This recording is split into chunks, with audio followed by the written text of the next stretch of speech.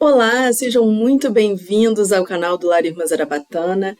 Quem está no auditório do Elis, boa noite. Quem está assistindo aqui pela estreia também do vídeo, muito boa noite, uma ótima sexta-feira a todos. Antes da gente começar a falar sobre o aborto na visão espírita, eu vou me apresentar. Essa é a primeira vez que eu estou aqui no canal, primeira vez que eu falo para vocês às sextas-feiras. Meu nome é Thaísa, eu sou médium colaboradora do Lar Irmã Zarabatana, que carinhosamente a gente chama de Liz. E antes da gente começar de fato a palestra, a gente tem 30 minutos para falar desse tema que é tão abrangente, que é tão complexo. Eu vou chamar todos para fazer uma oração, para que a gente possa aproveitar ao máximo esse estudo, esse momento de estudo. Então eu peço que todos fechem comigo os olhos e eleve o pensamento a Jesus, que Ele possa nos trazer no dia de hoje, na noite de hoje, ou no momento que você estiver assistindo esse vídeo, paz, tranquilidade, harmonia, para que a gente possa aproveitar o melhor desse estudo. Quero também agradecer a Ele por a gente estar aqui, vivo, com ou sem problemas, porque os problemas também demonstram que estamos aqui na carne para ter as nossas provas, as nossas expiações e assim a gente conseguir evoluir, que é para isso que nós estamos aqui, dar o nosso passo de cada vez em busca da evolução. Então, muito obrigado, Mestre Jesus, por esse momento, por essa oportunidade de mais um momento de aprendizado. E que assim seja, que a gente possa começar bem e em paz os nossos estudos hoje.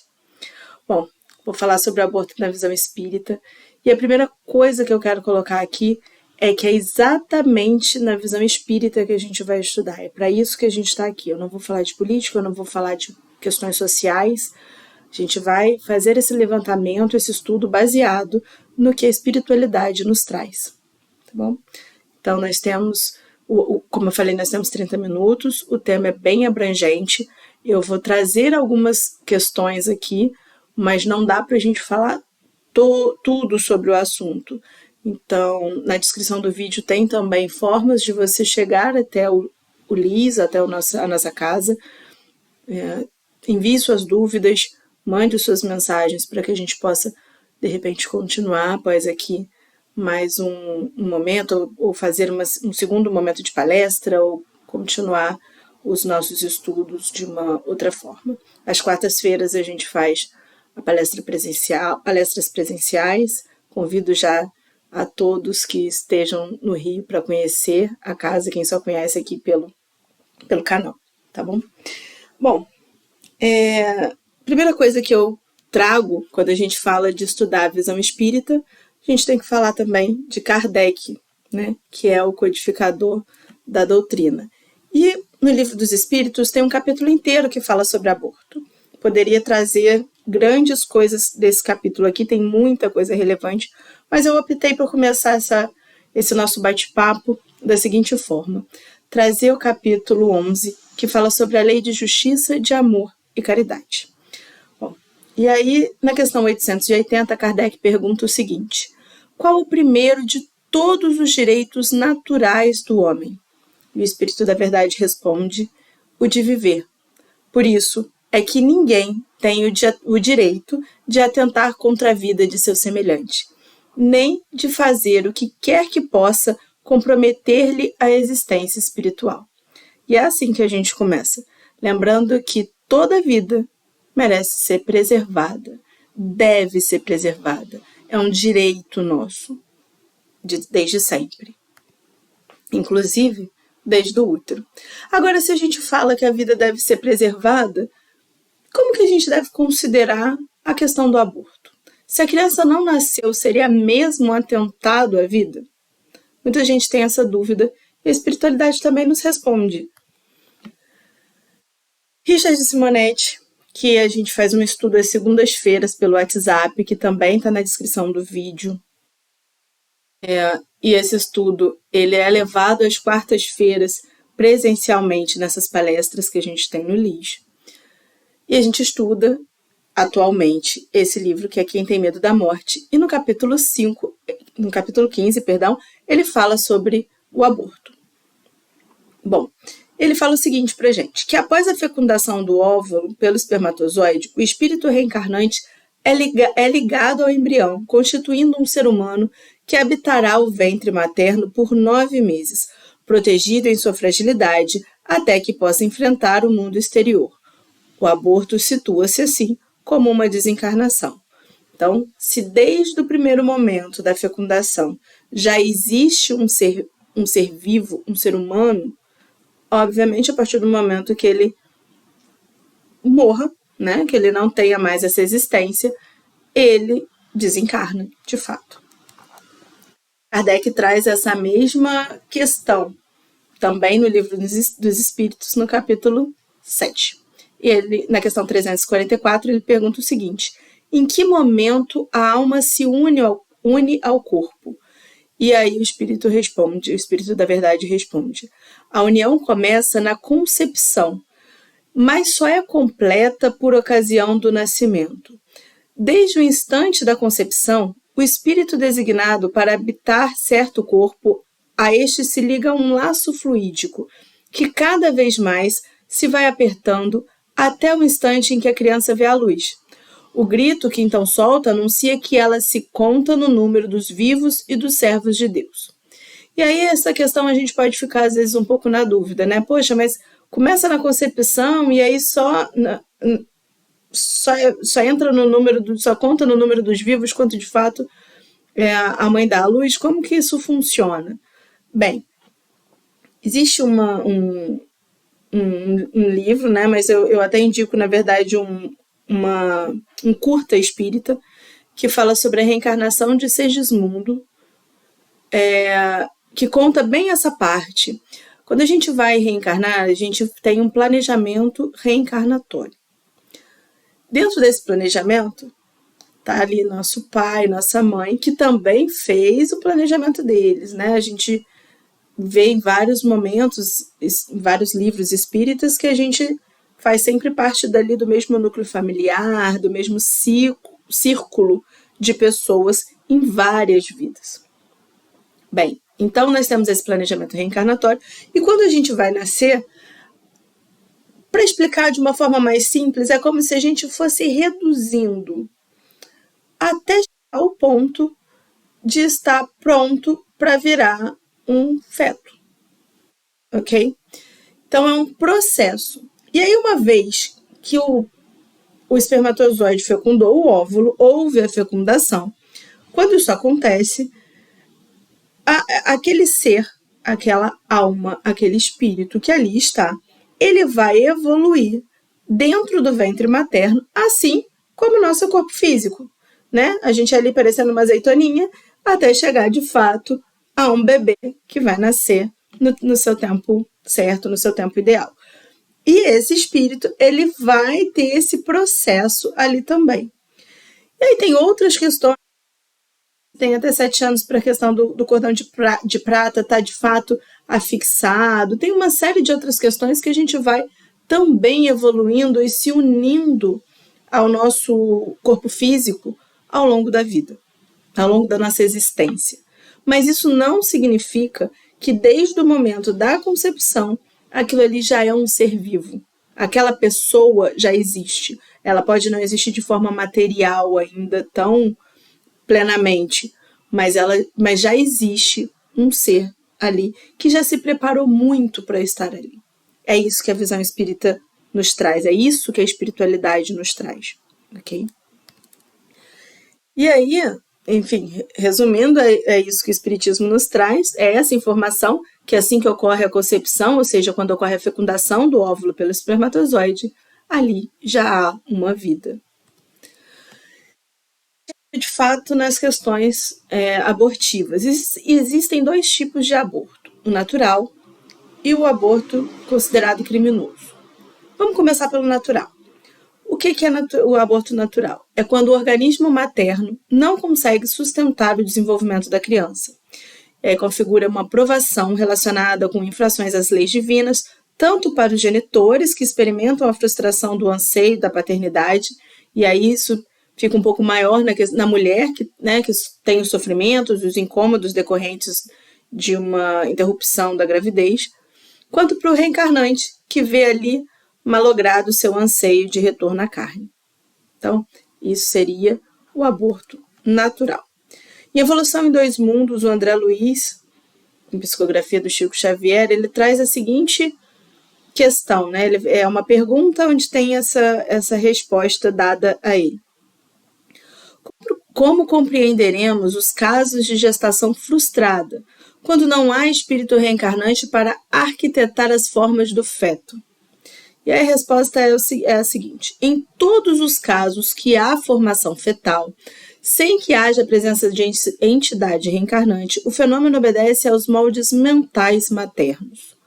Dentre as ocorrências dessa espécie, há, por exemplo, aquelas nas quais a mulher, em provação de reajuste do centro genésico, o chakra genésico, nutre habitualmente o vivo desejo de ser mãe, impregnando as células reprodutivas com elevada percentagem de atração magnética, pela qual consegue formar, com o auxílio da célula espermática, um embrião frustrado, que se desenvolve, embora inutilmente, na medida da intensidade do pensamento maternal, que opera através de impactos sucessivos, condicionando as células do aparelho reprodutor, que lhe respondem aos apelos segundo os princípios de automatismo e reflexão. Em contrário, há, por exemplo, os casos em que a mulher, por recusa deliberada à gravidez, de que já se acha possuída, expulsa a entidade reencarnante nas primeiras semanas de gestação, desarticulando os processos celulares da constituição fetal e adquirindo, por semelhante atitude, constrangedora dívida ante o destino. O que ele traz aí? O que seria essa gestação frustrada, né? É quando ela, de fato, não vai até o final. Ele traz duas questões. Uma, onde existe a gravidez psicológica, né? Que ele coloca onde até parece que se desenvolve algo, mas ele não vai, porque tem um embrião, mas não tem ali um ser vivo, né? Ele coloca isso, não tem a presença de uma entidade reencarnante. E a outra questão é quando de fato é feita a concepção, mas a mãe, por tanto não querer, ela acaba expulsando aquela criança do seu corpo, mas de forma natural, ok? A gente ainda está falando aqui de abortos naturais e possíveis condições e consequências. Há outras, tá? A gente vai falar sobre elas ao longo do caminho. Mas acho que é muito interessante nesse caso, que eu gosto sempre de tratar, é que nada é por acaso. Deus é justo e bom, sempre. Ele não tem meio termo, não é às vezes ele é justo e bom, ele é sempre justo e bom. Então não teria por que uma situação dessa existir se Deus não assim permitisse e se não tivesse um motivo para isso. Uma das coisas que eu acho muito interessante é que alguns espíritos, por exemplo, precisam reencarnar de forma compulsória. Algumas mulheres precisam restabelecer o centro genésico, como foi falado ali no livro da Evolução em Dois Mundos. Por que isso acontece? Por que essa mulher precisa restabelecer o centro genésico? Por vários motivos. Pode ter sido porque ela, de fato, em outra vida, tenha, de fato, feito aborto ou tentado fazer. Pode ter sido por milhares de questões de cunho sexual. Pode ter sido várias coisas, a gente não sabe, né? A gente mal sabe da nossa vida, do nosso momento aqui encarnado, a gente não sabe nem como foi o nosso planejamento encarnatório, são coisas que a gente não lembra, mas a gente tem ali as nossas provas e expiações por motivos específicos, por motivos diversos, e cada um tem o seu. Então, beleza, essa mulher, ao ter uma gravidez que não chega até o final, ela pode ir regenerando esse chakra genésico enquanto ela ama essa criança.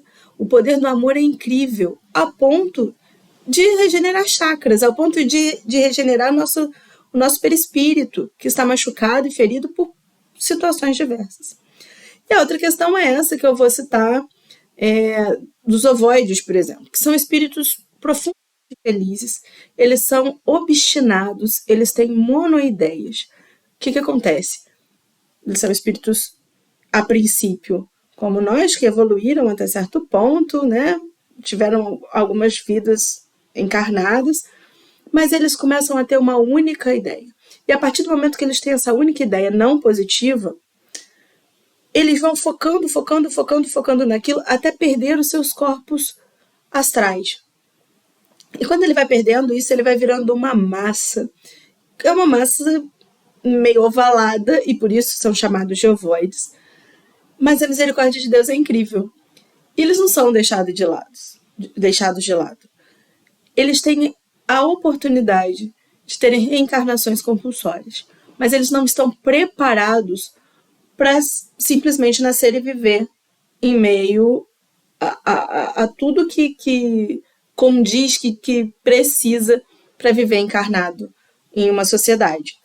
Então, eles dentro do útero da mãe para receber amor, para receber um outro tipo de amor, para receber uma outra forma de vida, para eles começarem a sentir que eles podem ser diferentes, para começarem a sentir que eles podem receber amor, que eles podem receber carinho. E assim como outras tantas reencarnações compulsórias, não só de ovoides, mas de outros tantos, e que pode ajudar nesse processo evolutivo, nesse processo de retorno ao reencarne, a reencarnação. E é isso. Então, assim, esses são um dos motivos pelos quais existem e acontecem o aborto natural. Vou contar uma história para vocês que eu acho muito bonita, embora triste, mas é uma história muito bonita. Eu conheci essa história, eu não conhecia a mulher de fato, fui conhecer depois, eu não estava presente nesse momento da história que eu vou contar para vocês, mas quem me contou é uma pessoa muito querida também. Era próximo do Dia das Mães, estavam algumas mulheres conversando e falando sobre o Dia das Mães, e uma delas falou assim, não vamos conversar sobre isso não, porque a fulana, essa pessoa, já teve 6 abortos espontâneos. E não deve ser uma data muito legal para ela. E ela ouviu isso, e ela vira e fala assim, não, tudo bem, podem falar, até porque eu sou mãe. Eu tenho 6 filhos, eles só não estão aqui comigo. Mas eu sei que um dia a gente vai se encontrar e vai poder ser uma família. E aí, é óbvio que foi duro para ela ter 6 abortos naturais. É óbvio que para ela foi difícil, foi complicado, mas ela estava lá amando. Ela pegou todo o problema, toda essa dificuldade, toda a dor, toda a tristeza, toda a possibilidade que ela teria de ser de mal com a vida, de maldizer Deus, espiritualidade, enfim, tanta gente faz isso, mas ela optou por amar. Ela optou por ser resiliente e amar. Eu não tenho dúvidas que esse núcleo familiar, eu não posso falar de fato se são 8 almas, né? Ela, o marido e 6 espíritos que tentaram reencarnar, ou se de repente o mesmo espírito estava ali nessa tentativa, eu não sei, não tenho essa possibilidade de afirmar isso, mas com certeza esse ato de amor vai mudar a história dessas vidas. Eu não tenho dúvidas disso. E é isso que às vezes o aborto natural traz, essa possibilidade e esse momento da gente virar ali uma chavinha de algo que às vezes a gente nem lembra. E a outra parte do aborto, que eu acho que é uma parte um pouco mais complexa até, é a parte do aborto criminoso. Vamos entender o que seria o aborto criminoso. Ele configura um crime hediondo, nem sempre passível de punição pela justiça humana, até porque em alguns países, né, o aborto é liberado, mas inexoravelmente sujeito às sanções da justiça divina. Atingir apenas a gestante, não atinge só a gestante, mas também, direto e indiretamente, aqueles que se envolvem com o aborto, que pode ser os familiares, podem ser as pessoas que fazem que cometem o ato. Bom, por que ele é criminoso? antes disso, na verdade, vou até voltar aqui, pra gente. Por que ele é criminoso? Ele é criminoso porque a gente já falou lá atrás que desde o primeiro momento da concepção, não matarás. Não é não matarás, vírgula. É não matarás, ponto. Então, se não matarás, é não matar ninguém. Não matar quem a gente vê e nem quem a gente não vê e que está no nosso ventre, onde a gente deveria, a gente mulher, e o pai também, eu acredito nisso, deveria proteger aquele ser que está vindo. Por isso ele é considerado um aborto criminoso. Bom, o Simonetti, em Quem Tem Medo da Morte, ele fala o seguinte: a mulher que assassina o filho indefeso na intimidade de si mesma, sob a alegação de que é dona do seu corpo, usa um sofisma materialista. Nosso corpo é um empréstimo de Deus para a jornada humana. Muito mais que direitos, temos deveres vinculados ao seu uso. O primeiro é de preservá-lo, utilizando disciplinadamente com consciência de suas necessidades. E o segundo é de respeitar a vida gerada dentro dele, em obediência aos desígnios divinos, porquanto ao Criador compete decidir sobre os destinos das criaturas. Bom, sofisma, eu acho que é importante a gente falar sobre isso, porque às vezes as palavras são um pouquinho complicadas e a gente fica na dúvida do que é. Sofisma é um argumento ou raciocínio concebido com o objetivo de produzir a ilusão da verdade. Logo, sofisma materialista é um argumento que distorce a realidade focada no materialismo. E aí eu pergunto para vocês, que ilusão que seria essa? A gente acabou de ler. A ilusão de que o corpo é só nosso. O corpo é meu, eu faço o que eu quiser com ele. Existe a lei do livre-arbítrio? Existe. A gente tem o livre-arbítrio. A gente pode fazer o que a gente quiser. Seja com o nosso corpo, enfim, a gente pode fazer o que a gente quiser. Mas nem tudo nos convém. Essa é a verdade. Porque tudo tem consequência. Você tem o livre-arbítrio, você pode fazer o que você quiser. Sempre. Mas a gente não foge da consequência. É a lei da ação e reação. E aí a gente tem todos esses problemas que a gente disse antes e que a gente vai continuar falando sobre isso. Existe um livro que eu indico muito para quem quer saber um pouco mais sobre esse assunto, que chama Berços Vazios, do Luiz Gonzaga Pinheiro. Bom, essa obra, ela narra a história de uma família encarnada no Brasil nos tempos atuais. Se eu não me engano, é de 2017. E essa família é perseguida por uma falange de abortados, que se uniu a justiceiros para levá-la à ruína e à morte. A família é composta por mãe, pai e filha, e que no passado eram médico aborteiro, auxiliar de enfermagem e vampiro desencarnado. Eles foram responsáveis por diversos assassinatos abortivos no passado e na vida atual estão sendo cobrados por esses espíritos que tiveram a vida interrompida. E aí a gente fala de uma outra questão, de um problema bem grave, que é a questão da obsessão.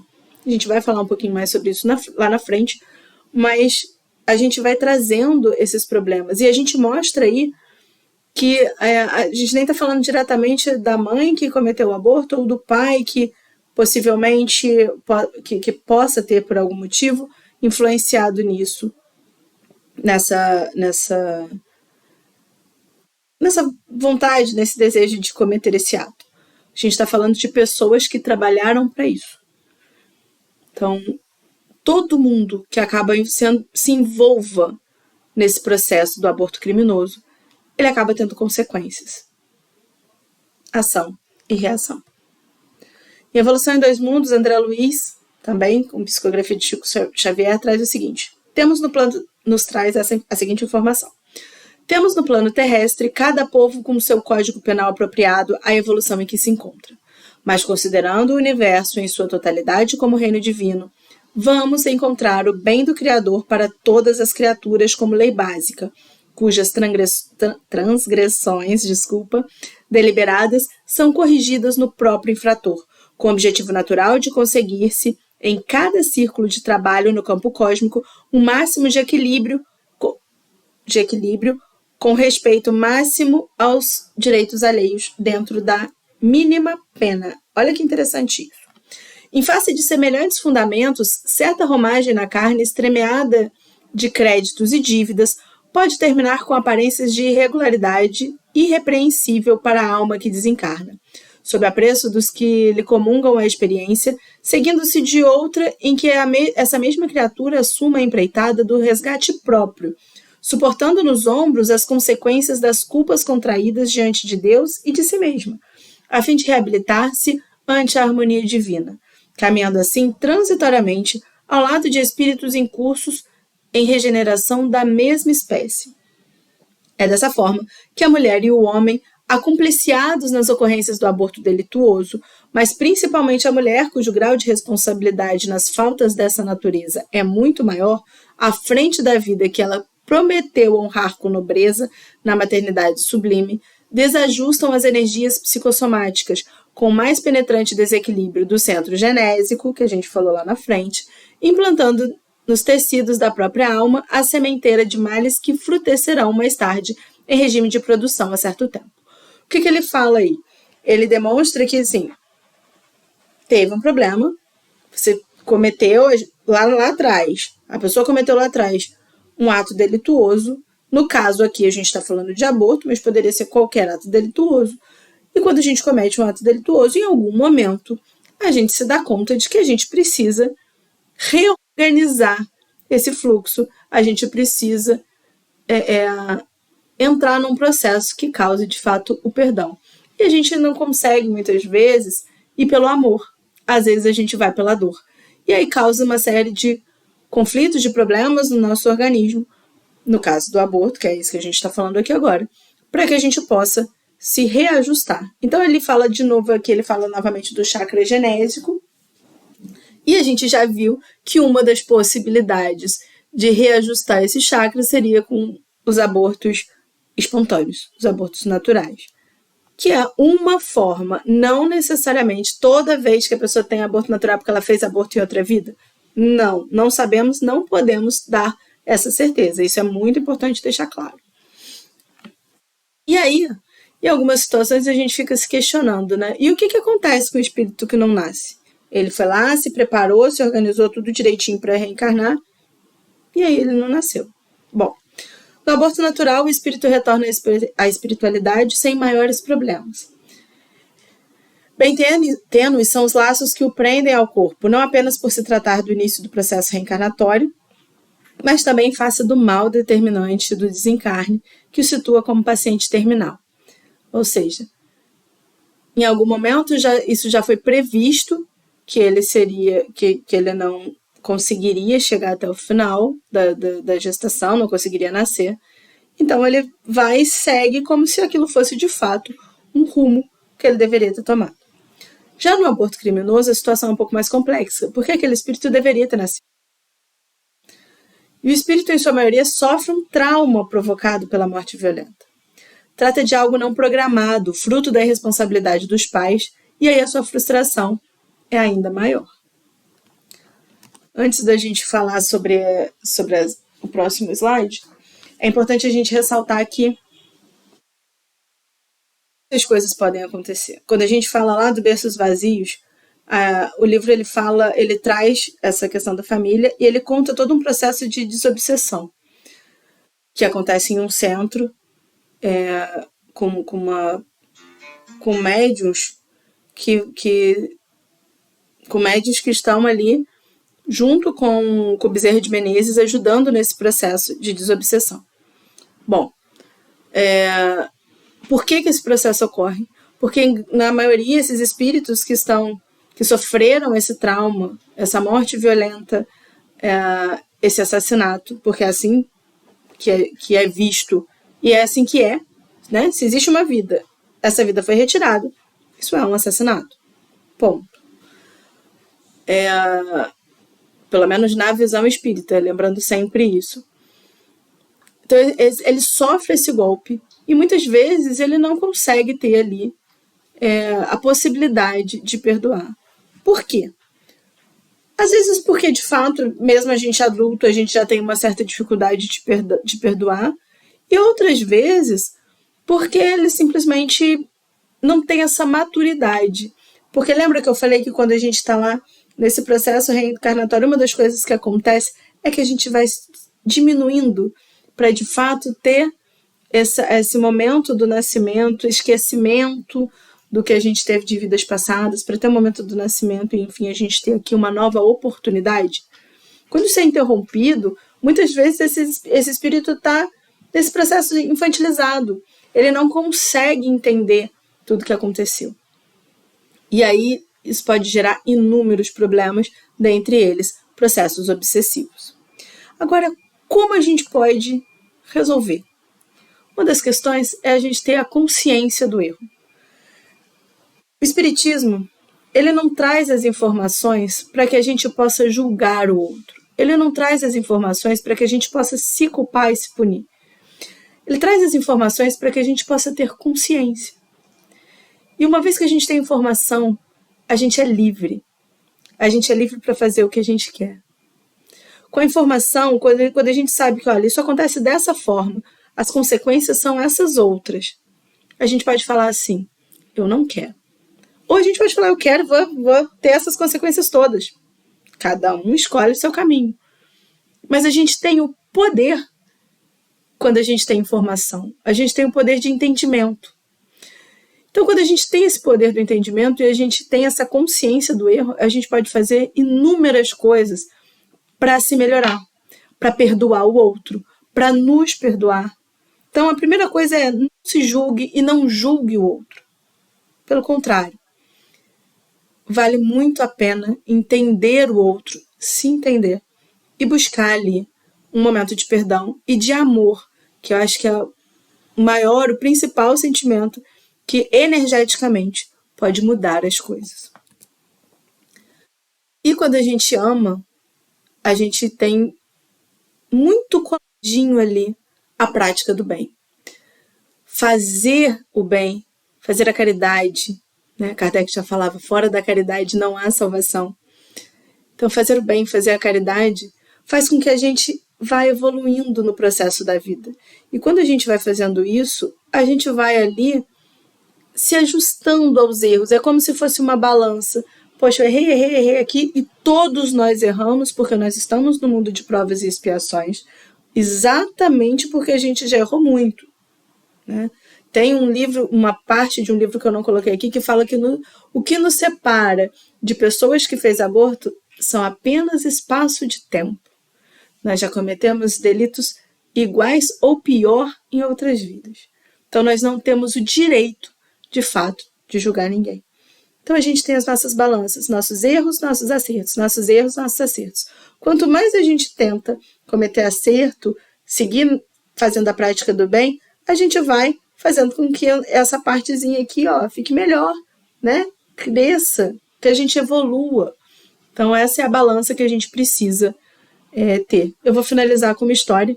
Não sei se vocês já leram o livro, ouviram o filme do Divaldo, da história de vida dele. Divaldo tinha com ele um espírito obsessor. Não sabemos ao certo o que ele fez para esse espírito obsessor, mas ele acompanhou Divaldo por um bom tempo nessa vida de agora. E Divaldo não conseguia fazer com que ele saísse, com que ele fosse embora, com que ele perdoasse. Ele tentou várias vezes pedir perdão, inclusive, mas ele não ia embora. Enfim, no final das contas, Divaldo foi deixando, ele, né, foi convivendo com ele, até que Divaldo foi seguindo, vivendo, fazendo as coisas dele, mediúnicas, abriu a Mansão do Caminho, enfim, foi seguindo a vida dele. E aí ele recebeu, em algum momento, já não tinha mais espaço para receber criança dentro da Mansão do Caminho. Mas ele deixaram na porta dele um bebê. E ele falou, não vou deixar essa criança no relento. E pega essa criança para cuidar, né, para ser mais um dos filhos adotivos dele. E aí, naquele momento, aparece o espírito obsessor, que vira e mexe está ali aparecendo para ele. E aquele espírito obsessor conta que aquela criança, em outra vida, tinha sido sua mãe. E que o ato de amor do Divaldo de cuidar daquela criança, que no caso ele ainda via como a mãe dele, o fez mudar de ideia e fez entender que naquele momento, que dessa vez, nessa vida, o Divaldo era uma outra pessoa. Aquele espírito que lá atrás tinha feito mal a ele, hoje já não era mais, não representava mais nesse novo corpo. E ele perdoou o Divaldo acredito que deva ter, né, no seu processo evolutivo também, se perdoado e seguido, assim a gente espera. E é assim que a gente muda histórias. É fazendo bem, é amando, não é julgando, não é se julgando, não é não se perdoando, não é não perdoando o outro. A gente muda histórias com amor, com perdão, com carinho, com afeto. E é assim que a gente pode mudar também histórias. Tanto de crianças que tiveram ali um momento de interrupção antes de nascer, tiveram a vida interrompida, como de pessoas que interromperam. Não sabemos se fomos nós, não sei se você que está ouvindo, mas se eu posso deixar alguma coisa nesse momento, nessa palestra rápida, né, que a gente teve aqui, é ame e pratique o bem, porque é assim que a gente consegue seguir em frente, é assim que a gente consegue dar o nosso salto quântico. É isso, uma boa noite a todos. Muito obrigada.